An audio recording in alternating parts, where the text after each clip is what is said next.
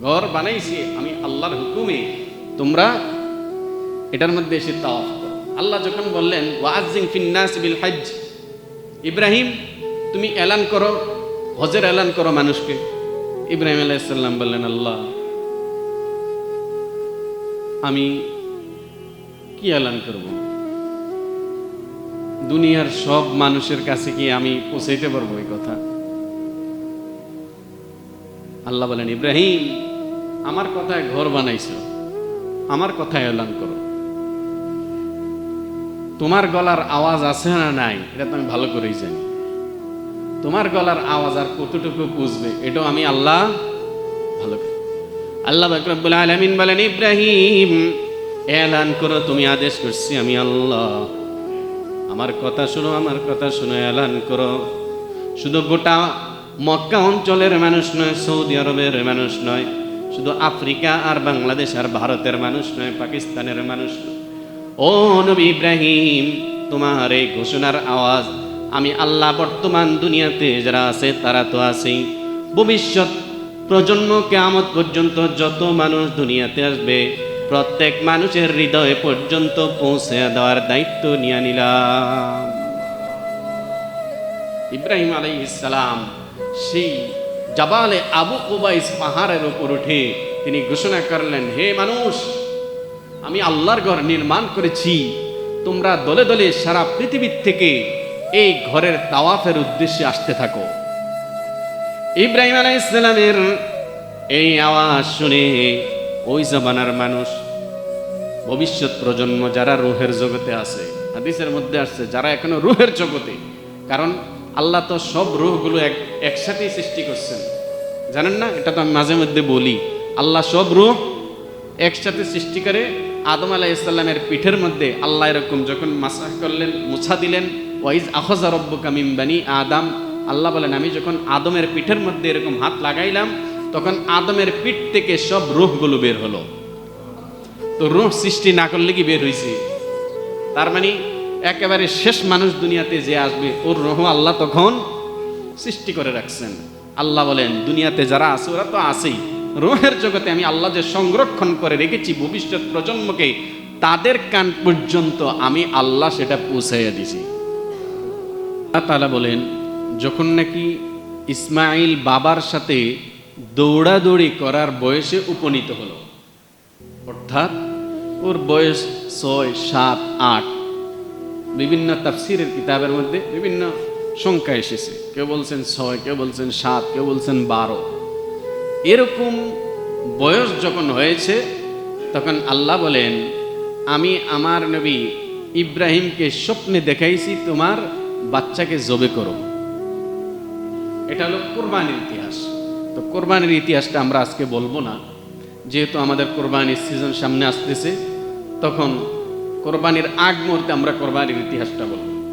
তো ইব্রাহিম আলাইহিস সালামের নতুন পরীক্ষা হলো যে তুমি তোমার সন্তানকে কোরবানি করতে হবে, জবা করতে হবে। ইব্রাহিম আলাইহিস সালাম সব প্রস্তুতি গ্রহণ করলেন, দুজনেই সম্মতি হলেন। ফালাম্মা আসলামা, ওই সম্মতি জ্ঞাপন করলেন যে ঠিক আছে।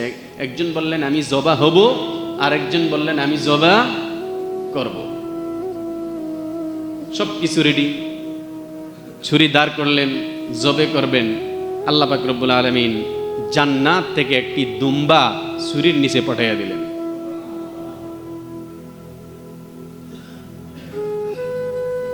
ইন্না হাযা লাহুয়াল বালাউল মুবিন। আল্লাহ তাআলা বলেন, ইব্রাহিম নিশ্চয়ই এই ঘটনাটা ছিল আমার তরফ থেকে একটা স্পষ্ট পরীক্ষা। ইন্না হাযা লাহুয়াল বালাউল মুবিন, আমি তোমাকে আরেকটা পরীক্ষা নিলাম। এই পরীক্ষায়ও পিতা পুত্র পাশ করছেন কি করেন নাই? কত নম্বরে পাশ করছেন? একেবারে 100 নম্বরে পাশ করছেন। এবার যে উদ্দেশ্যকে কেন্দ্র করে এত কিছু, ইব্রাহিম তোমার বাবা নমরুদের মূর্তি বানিয়ে দিয়ে শিরক করত, ইব্রাহিম তুমি বাবার প্রতিবাদ করছো, নমরুদ তোমাকে একাত্মবাদের উপর থাকার কারণে আগুনে নিক্ষেপ করছে, সেই পরীক্ষায়ও তুমি কিন্তু পাশ করছো।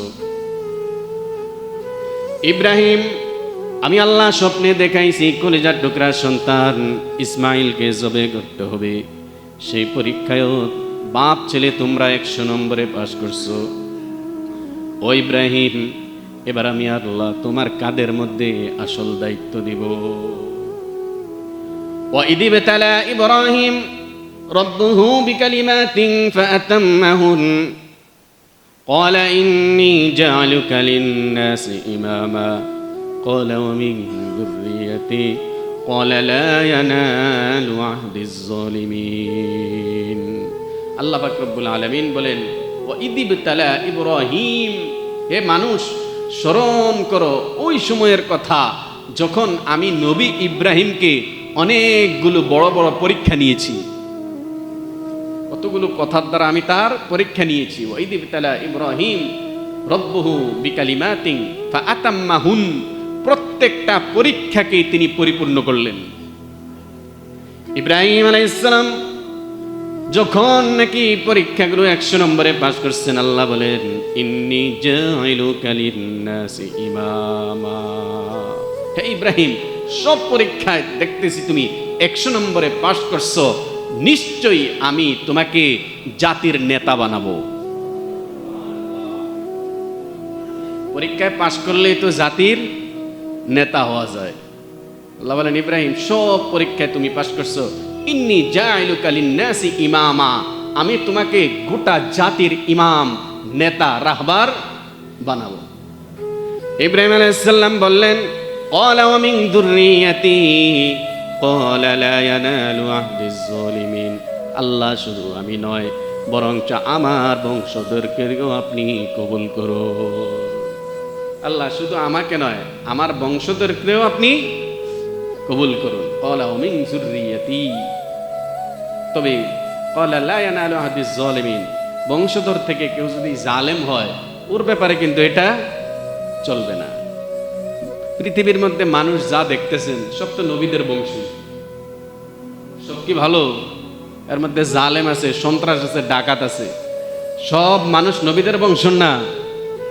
ইব্রাহিম নূহ আলাইহিস সালামের বংশের লোকে বর্তমান পৃথিবীতে সব আছে। তিনার 3 ছেলের বংশের থেকেই তো আমরা আসছি। দ্বিতীয়ত তার আগে যান, আমরা সব আদম আলাইহিস সালামের বংশের লোক। তো মানুষের মধ্যে নবীর বংশ হোক আর যার বংশে হোক, যে নষ্ট হবে ওর কাছে কোনো বংশের বেল নেই। অনেক আল্লাহওয়ালার ঘরে বড় ডাকাত জন্ম হইতেছে, আবার অনেক ঘুষখোর সুদখোরের ঘরে আল্লাহওয়ালা বের হচ্ছে। কে কোন দিক দিয়া মানুষ হয়ে যায়, কে ডাকাত হয়ে যায়, এটা আল্লাহ ছাড়া কেউ জানে না। আল্লাহ তাআলা বলেন ইব্রাহিম নবীকে আমি কতগুলা পরীক্ষা করলাম, ফাআতাম্মাহুন, নবী ইব্রাহিম প্রত্যেকটা পরীক্ষায় পাশ করছে। তখন আমি আল্লাহ দ্ব্যর্থহীন ভাষায় ঘোষণা করলাম ইন্নী জাইলুকা লিন্নাসি ইমামা, হে নবী ইব্রাহিম তুমি সব পরীক্ষায় পাশ করছো, আমি আল্লাহ ঘোষণা দিতেছি বিশ্ববাসীর কাছে আমি তোমাকে জাতির নেতা বানাবো। ইব্রাহিম আলাইহিস সালাম জাতির নেতা হলেন।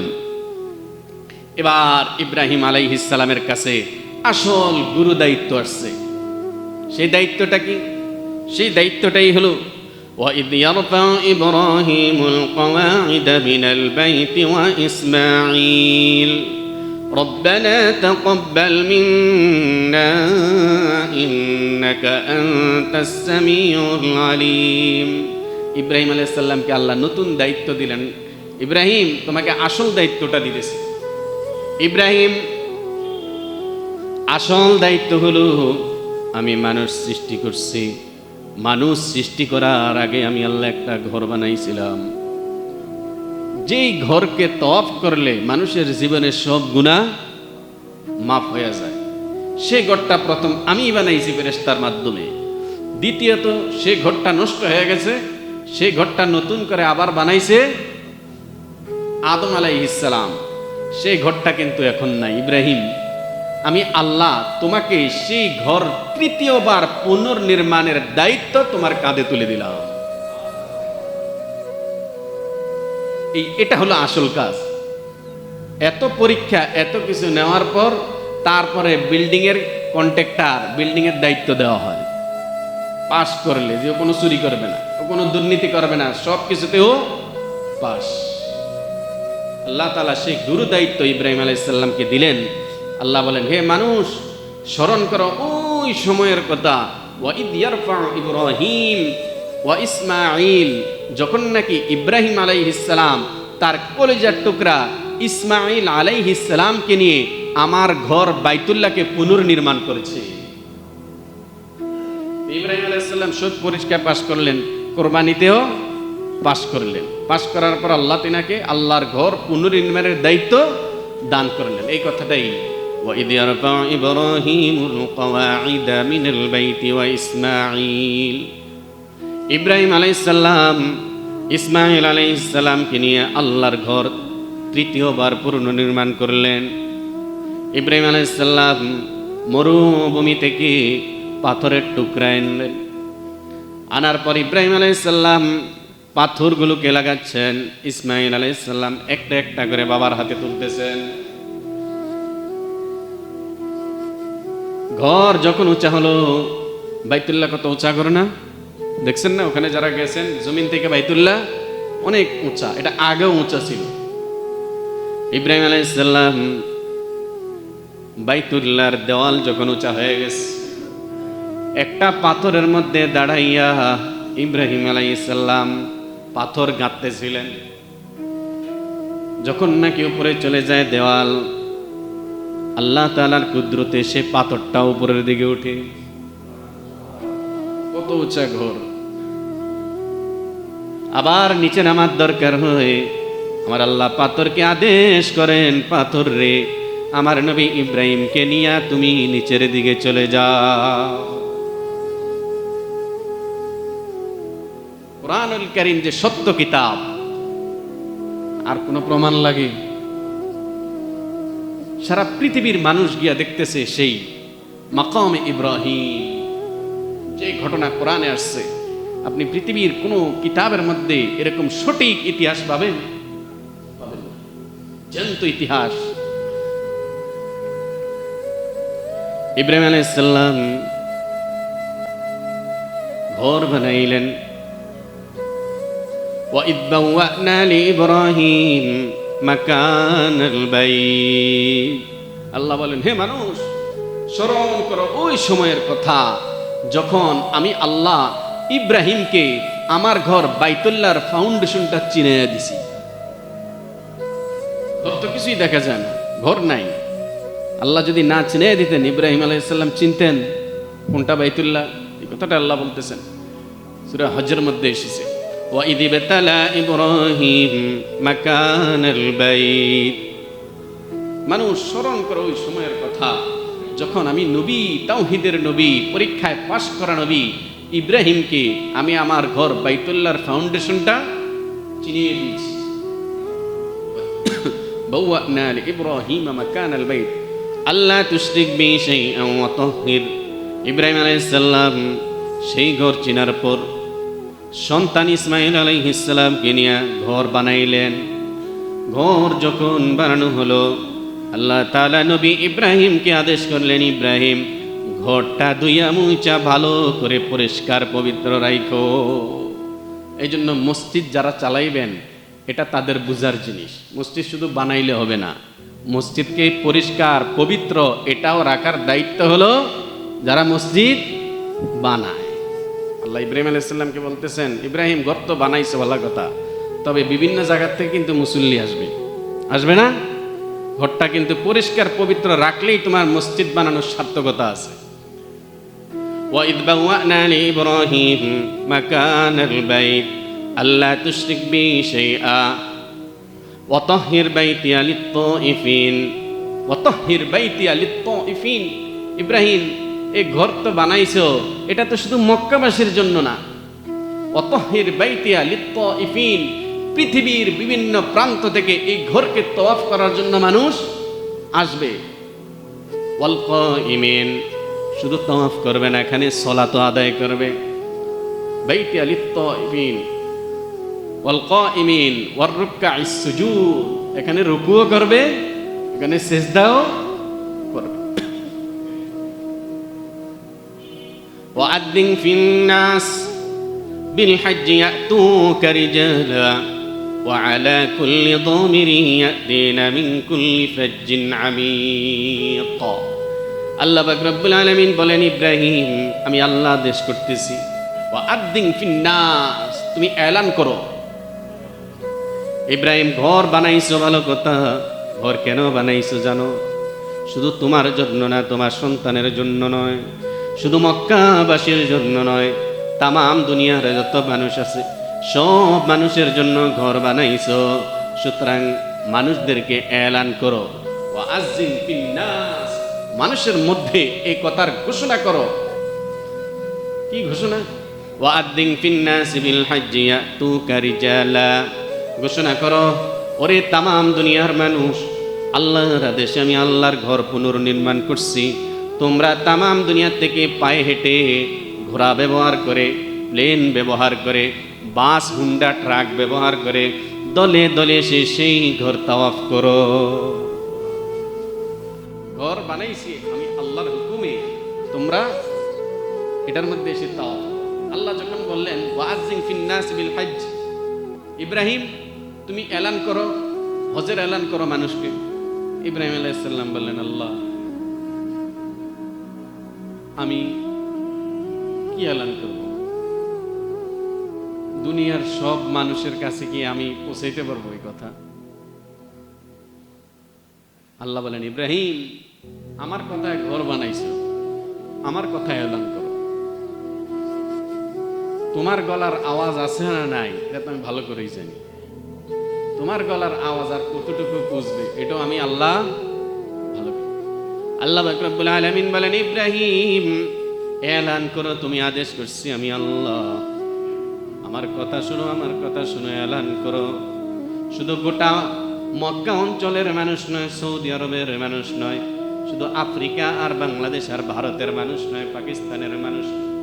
ও নবী ইব্রাহিম, তোমার এই ঘোষণার আওয়াজ আমি আল্লাহ বর্তমান দুনিয়াতে যারা আছে তারা তো আছেই, ভবিষ্যৎ প্রজন্ম কিয়ামত পর্যন্ত যত মানুষ দুনিয়াতে আসবে প্রত্যেক মানুষের হৃদয় পর্যন্ত পৌঁছে দেওয়ার দায়িত্ব নিয়ে নিলাম।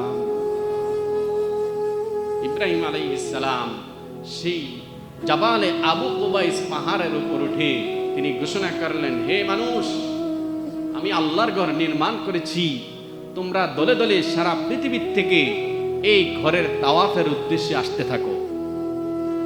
ইব্রাহিম আলাইহিস সালামের এই আওয়াজ শুনে ওই জামানার মানুষ, ভবিষ্যৎ প্রজন্ম যারা রূহের জগতে আছে, হাদিসের মধ্যে আসছে যারা এখনো রূহের জগতে, কারণ আল্লাহ তো সব রূহগুলো একসাথে সৃষ্টি করছেন, জানেন না? এটা তো আমি মাঝে মধ্যে বলি, আল্লাহ সব রূহ একসাথে সৃষ্টি করে।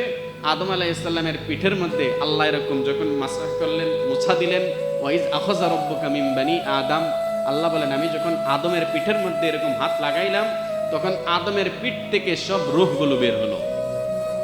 তো রূহ সৃষ্টি না করলে কি বের হইছে?